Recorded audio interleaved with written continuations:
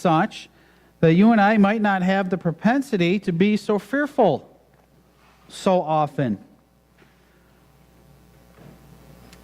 I think we're going to be reminded this morning of who God is. And when I do that, and when we do that collectively this morning, God's going to have some answers for our fears. Sometimes we can be somewhat cowardly. We can have fears as much as perhaps the Israelite who is standing at the Red Sea with the Egyptian army bearing down behind them, all of a sudden lose sight of God, becoming a cowardly people. We can look back in Exodus. We'll spend our time in Exodus 14 this morning. We can look back and say, wow, those were some cowardly people. Right? But I wonder if sometimes you and I can be guilty of that cowardice as well. Of course, when you think of cowards, perhaps the first person that comes to your mind is that lion from Wizard of Oz, right? Holding his tail. I know, I'm a coward. We look at him and we laugh a little bit. Boy, how could someone be so fearful? But I think sometimes we're guilty of the same thing. By the way, I think he got a bad rap a little bit, because remember when all four of them are walking down the road in that creepy jungle or woods, right? And they're all going, lions and tigers and bears, oh my. Well, they're all scared and they're all afraid, but yet he gets the rap for being the real cowardly lion. But I think we can be guilty of even that kind of fear, right? Oh man, I'm scared. What's going to become of this? Or what's going to become of that? I don't know, and that makes me scared.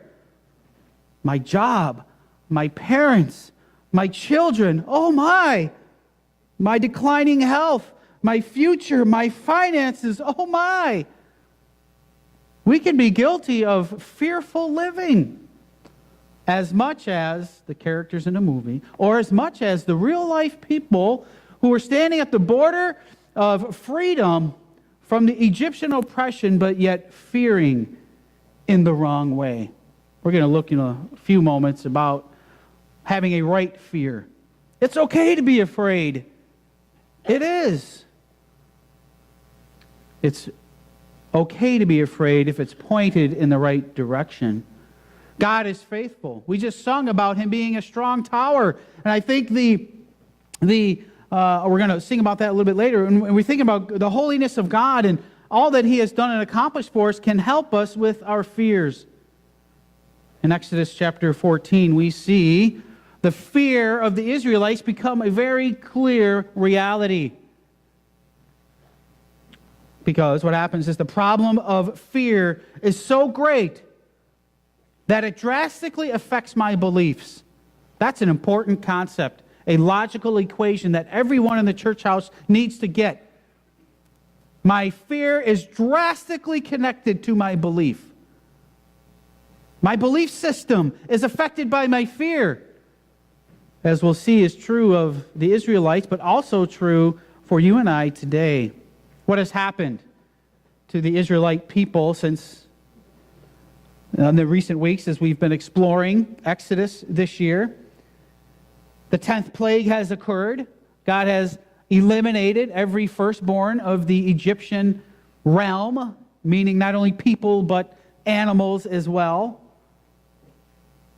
The Egyptians, before they flee, and Pharaoh finally says, you can go, they take many of the possessions of their Egyptian brothers and sisters. Take their gold and take their silver. In chapter 12, verse 35 and 36, they left as God had told them to, with many of the plunder and booty of the Egyptians. They instituted the formal Passover observance, the Feast of Unleavened Bread in chapter 13, as a remembrance of what God had just done in getting them out of Egypt, how God had spared them from their firstborn being killed. And they began their wilderness trek, as we looked at last week. The end of chapter 13, we looked at verses 17 through 22, God miraculously leading them to the south, and then back to the north in the beginning of chapter 14. So God has them now on this exodus out of Egypt, but yet they are wandering almost to the perception of the Egyptians in a directionless way, haphazardly roaming the desert. God has them going south and then north, and it confuses Pharaoh, and Pharaoh decides to go after the Egyptians once again. I want to fast forward a little bit. We're going to do a little spoiler alert. It's been common as we've been looking through this Exodus passage. Go with me to the end of chapter 14 and verse 31. Thus Israel saw the great work which the Lord had done in Egypt. So the people feared the Lord and believed the Lord and his servant Moses. That concept of fear and belief is played out in the entirety of chapter 14. Their fear was misdirected. The object of their fear was completely ungodly, and it led to an illogical belief system. Because when God does a great work, it should change us from being fearful people to fearless people, because God is a faithful God. I think we need to take a heart examination this morning about fear and my faithful God.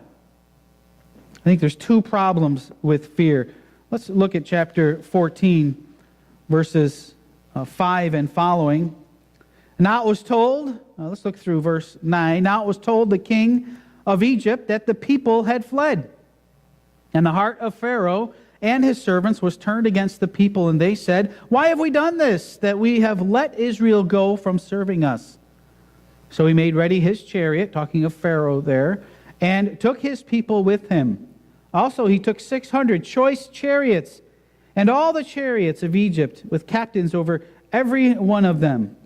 And the Lord hardened the heart of Pharaoh, king of Egypt, and pursued the children of Israel, and the children of Israel went out with boldness. So the Egyptians pursued them, all the horses, all the chariots of Pharaoh, and the horsemen and his army, and overtook them camping by the sea beside Pi-hahiroth before Baal Zephon. Well, I think our fear really is rooted in two problems. First of all, we fear those things that we can see. We fear those things that we see because the people become afraid. In verse 10, so you have the Egyptians looking down, really encamping, surrounding the Israelite people. And verse 10 tells us, so they were very afraid, and the children of Israel cried out to the Lord. So you have this massive army. Pharaoh has second-guessed his decision. He has said, we're going to let the Israelites go because God killed all our firstborn, and now he's having second thoughts. God planted that and made his heart hard to do that. But he's saying, let's go get them. Let's go get them because we need them back with us, right? Why have we let them go from serving us? That's the key thing. Who's going to build our temples? Who's going to build our pyramids? Who's going to do all of the stuff that they were doing? Let's go get them and bring them back. So you have the stage set, right? The massive Egyptian army coming down upon them. We fear things we can see. They see this army encamped around them, and we fear what we see, and that was true of them. This regret that he had of letting the people go leads him to action and goes after the Israelites with all of his power. Friends, when we fear what we see, we in turn do not fear that which is unseen. Did you get that one? You can have that one free of charge. In fearing what we see, what I see, we in turn do not fear what is invisible. Friends, this is our fears in a nutshell, right? This basketball is God, okay? It is a picture representation of the object of my sight. Wow, I can see this basketball, okay? And I'm focused on it. It's nice and big, okay? And in comparison, here's my fear, okay? So when I see something that's really fearful, what should really be the case is this. Where's my fear? Where's that thing? Where's that diagnosis that I'm not quite sure about? Where's that boss that's treating me bad and I'm not sure if I'm going to have a job tomorrow? Where is he? I can't see him. Why? Because God is the focus of my vision instead of this. But what has happened with the Israelites? Here's Yahweh, right? And here's Egypt. Whoa, we forgot all about Yahweh. Where is he? The Israelite army looks so big. We forgot about him who has led us out in such a miraculous way. Friends, our fears are rooted in that principle. My fears become really big, and then God is about this big. Everything I see and view is through that thing I'm fearing. Where's God? Where is he? I'm not sure that I see him. We fear what we see. We fear less what we don't see, which is God who is invisible. Sometimes we need a harsh reminder of who God is. Part of this entire process in which he is freeing the Israelites is this. He's going to bring you out, and then he's going to be your God. In other words, did you forget about me? I am your God. But for them, the Egyptians are looming large, and that's all they can see. To the point that they forgot frogs over the entire land, dust that turned to gnats. They forgot about that. They forgot water that had turned to blood and came into every kind of container that there was. They forgot about the angel of death who came and took away every firstborn. They forgot about all that. Their immediate fear. Whoop! What can I see? I can see Egypt, and that's it. And I can't see God. Friends, what is true and of the human propensity for the Israelites is true for you and I today. Friends, that's the kind of diagnosis. We fear what we see. Sometimes we fear that which is unknown, right? We don't know what the future holds, and that tends to lead me to panic and to fear. But right now we've got this Egyptian army bearing down on these people, and that is all they can see. Friends, we fear when we see, and in turn, when we do that, when we focus so much on only that which is seen, I do not fear that which is unseen. To the course of our time this morning, we're going to flip that around. We're going to focus on that which is unseen so that it can then help us in our times of fear. And when Pharaoh drew near, verse 10, the children of Israel lifted their eyes, and behold, the Egyptians marched after them.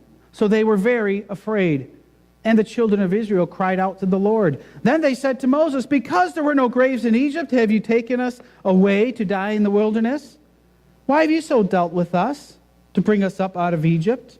Is this not the word that we told you in Egypt, saying, let us alone, that we may serve the Egyptians? For it would have been better for us to serve the Egyptians than we should die in the wilderness. Whoa. Not only do we fear what we see, that's one problem, but here's the second major problem. My fear leads to unrealistic beliefs. Fear and beliefs. I now have a different belief system because of my fear. And that's what happened with the Israelites.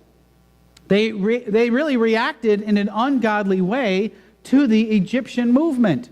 They see him coming, and they watched them encamped and circled around them, and that is it. That's all they can focus on. So now it changes their belief system, right? Here's the number one thing that fear does. Fear makes us think irrationally. Fear makes us think irrationally, right? That happens all the time. We automatically assume the worst thing in any possible scenario, that this could happen. You get a little mole on your arm, and your mind goes, man, I've got skin cancer. Or you get a bad evaluation at work, and immediately your mind's thinking the worst. Man, I'm going to lose my job. Or you have a fight with a family member, and you think, man, our family's history. I can't imagine what's going to happen. We automatically think irrationally because of my fear. Right? For the Israelites, what was it? They asked some pretty crazy questions. Did you bring us out here because there were no graves in Egypt? What are they saying? Well, we're going to die out here. I see there's lots of room in this wilderness for graves. I see. So you brought us out here because there's more room to bury us out here than there was to bury us in Egypt. Is that why you brought us out here? That's almost, I don't know if it's a rhetorical question, but what it does is it shows the symptom of their beliefs. They believe they're going to die because of their fear. That is so big in their view that now, man, the worst possible thing is going to happen. We're going to die. Why have you dealt with us in this way? What are they doing? They're blaming Moses.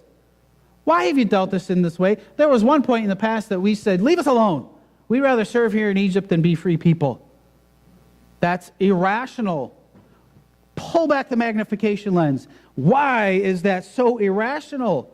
We have seen what God did in chapters 7 through 12. What God has done some wonderful, miraculous things, and they're still going, why are we out here? Why have you brought us to this point? And I think they're really thinking that way because of their fear. They are afraid. In fact, where Moses writes that for us pretty clearly. And when Pharaoh drew near, the children of Israel, you can almost picture it, they lifted up their eyes, and behold, the army was coming at them, and boy, they were afraid, quaking in their boots.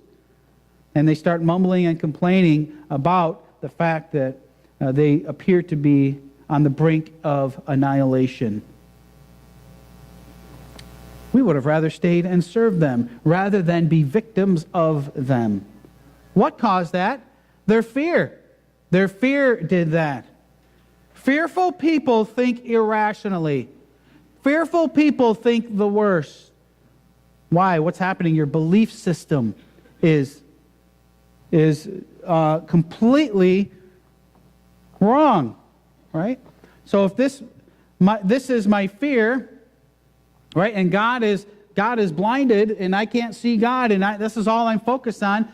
This is all I believe. This is all I can see. So this becomes truth and becomes the object of my belief. And I've got to do everything I can in my mind to make this not happen. Worry about it, have panic attacks, get frustrated, annoyed, angry, complaining, griping because things aren't going my way. It has changed my entire belief system. You no longer believe in God at that moment in time. You're believing in this and what you can do to stop it. Friends, our fears make us think irrationally, and it changes our belief system. Fear makes the believer, each one of us in the church house today, believe that which is irrational, which is the least likely thing to happen. Let me encourage you with this morning. Only God can settle your fears. Only God can settle your fears. I was, thinking in my mind and tossing around that one word, only. And I've been convinced more and more over time that is true. Only God can really take care of your fears because your fear is a faith issue. Your fear is a belief system issue. We have done a switcheroo. My fears for God. Moses directs the people here where? Look at verse 13. Moses said to the people, do not be afraid. Stand still and see the salvation of the Lord, which he will accomplish for you today. For the Egyptians whom you see today, you shall see again no more. The Lord will fight for you, and you shall hold your what? Peace. Right now, they're not peaceful. Their belief system is all shot because of their fear. They're fearful. They're full of angst and worry. But he's saying, God, you've got to get your belief system back to where it was. Yahweh, who just did all that stuff for you to get you to this point. Oh, boy. God intervenes for them. I think it's a lost cause if Moses puts their focus and attention on anything else but Yahweh at this point in time. He goes to the source that can help them. And he doesn't say himself, who are they complaining against? Moses. You have brought us out here. Moses, you have done this. We told you, keep us in there. So right now the focus is all Moses. So Moses doesn't step up to the plate and say, okay, look what I'm going to do for you. He says, look at what God is going to do. Look at what Yahweh is going to accomplish for you. He says that, verse 15. Why do you cry to me? Tell the children of Israel to go forward. And the Lord said that to Moses. But lift up your rod and stretch out your hand over the sea and divide it. And the children of Israel shall go on dry ground through the midst of the sea. And indeed, I will harden the hearts of the Egyptians, and they shall follow them. So I will gain honor over Pharaoh, and over all his army, his chariots, and his horsemen. Then the Egyptians shall know that I am the Lord, and I have gained honor for myself over Pharaoh, his chariots, and his horsemen. He's going to give them one final judgment here, because the other judgments weren't sufficient enough to drive Pharaoh off of his deified throne. God has been judging the gods of Egypt through these plagues. He thought he had it done with the killing of the firstborn, but Pharaoh was so stubborn in his heart. God has yet to do a work against Pharaoh. Dual thing happening here. God is hardening his heart to make this happen, because God is surely going to make himself known and put in a place of honor over Pharaoh.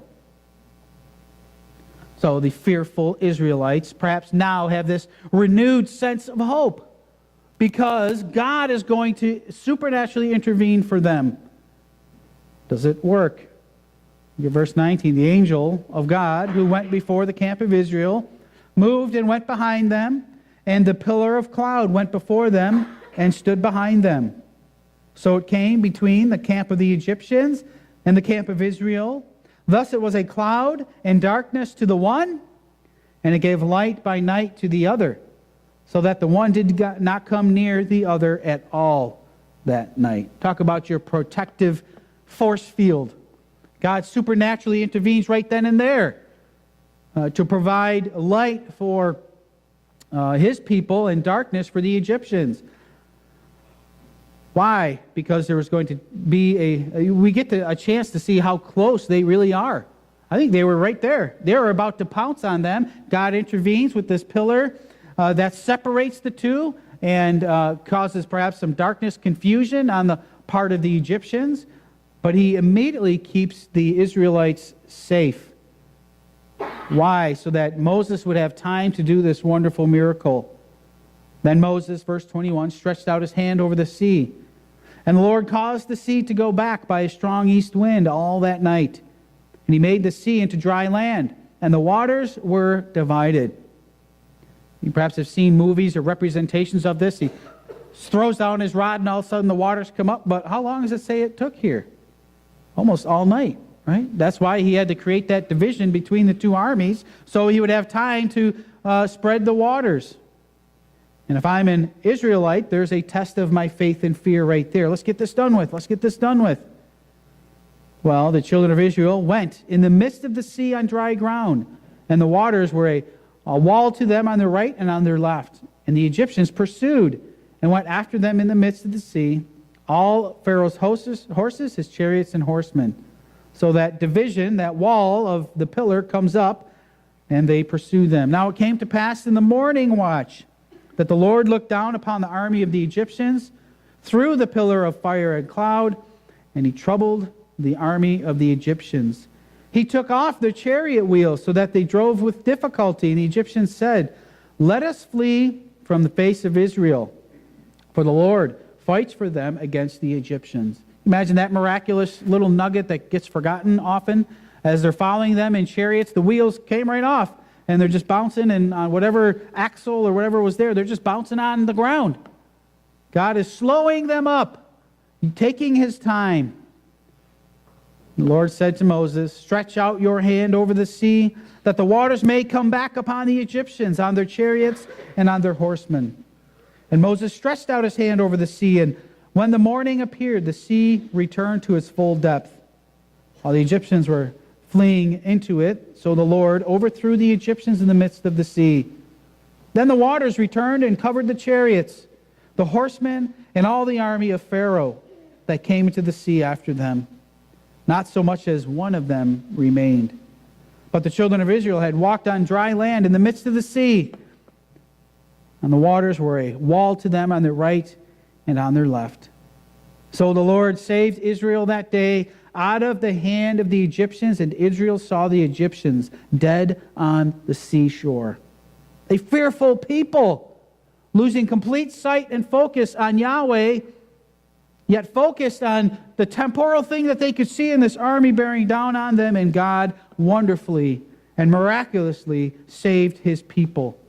There's a lot of strong theology related to him preserving his people regarding the covenant that he had promised to his forefathers, and they had lost sight of that as well. Friends, our fear and the fear of the Israelites are the same. It is entrenched in that only which I can see. And like the Israelites, we need to understand that only God can settle our fears. He intervenes supernaturally, but I think there's some ways he intervenes today that you and I can be helped in our time of fear. First of all, I think it's this: recall what God had done for you. What has God done for you? In our time of fear, we lose sight of that. When I am afraid of something, what it's showing is I have forgotten God. Friends, a major problem in the heart of the Israelite that would quickly lead them to the responses. Remember earlier, the complaining and murmuring was that they quickly forgot what Yahweh had recently accomplished for them. Right? They had forgotten what Yahweh had done for them in such clear-cut, miraculous ways, to the point that they would have rather gone back and served Egypt. Today we talk about having short attention spans.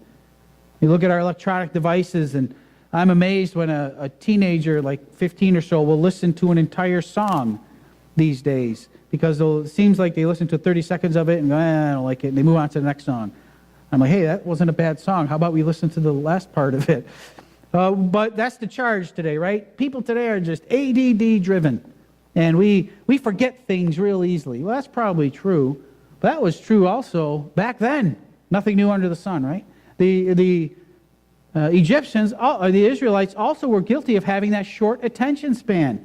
They had forgotten what God had done for them, and that led to their fear, that led to their change of belief. Friends, you and I may have short attention spans, what makes it easy to forget things. So we think about our little picture here of fear and God, right? This being our fear, this being God, but we said initially we want this to be God. We want our fear to be this small. Let me suggest that as we are fearful of things and fear starts to well within us, that we start to make God big in our life again. How do we do that? God, what have you done for me in the past? There's probably some here who might be fearful of specific things in your life, like a job, like finances, like family members, like health, all sorts of things going on in our lives. And we need to remember, how did God help me in the past through each one of those kinds of things? How has God helped and saw to my needs financially in the past? But yet I look at this new financial struggle and say, wow, I've never seen anything like this before. God never helped me through that before. We need to be always mindful of what God has done for us in the past. And lo and behold, we begin to do that switcheroo. Our fear takes its proper place behind God. My mind is focused and fixed on Him. Recall, what has He done for you?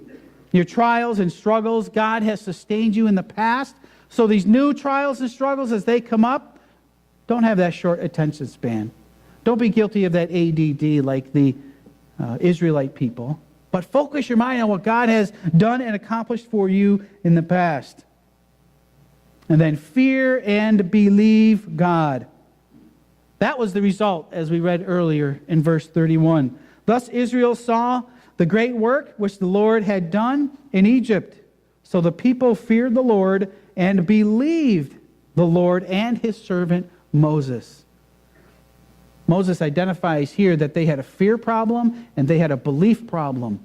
And it all got switched because of what was on the horizon and what they could see. When I'm afraid of something, what am I really believing in? Myself. I think I can solve this dilemma in my life by focusing and giving attention to it, right? Our fear might initially start this big, but I start fixating on it. I start in complete thinking about it, and that's all I can think about. Like that gerbil on a wheel. Man, I can't stop thinking about this thing. So lo and behold, over time, it starts to expand, and it becomes this big, where this is all I'm focusing on. So I begin to fear this. I need to renew my thinking. I need to put off that which was ungodly in my thinking and put on new thinking. That is what I know to be true of God. So in a sense, it's okay to be afraid, but our fear has to be directed in the right place so that God becomes the object of my thoughts and my thinking.